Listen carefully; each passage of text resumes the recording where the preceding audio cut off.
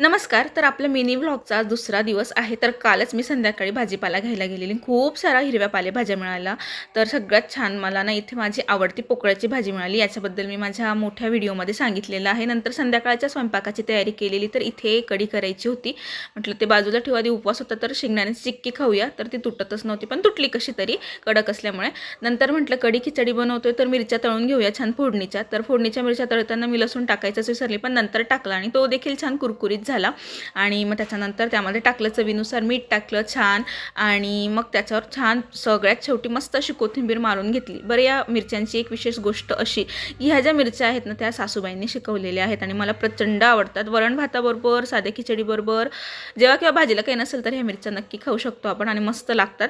नंतर म्हटलं कढी करूया, तर कढीसाठी ना दगडी फुलच नव्हतं, त्यामुळे मूड ऑफ झालेला थोडा, पण असो तयार केलं आणि इथे जेवणाला बसणार होती. तर आजचा दिवस असा गेला.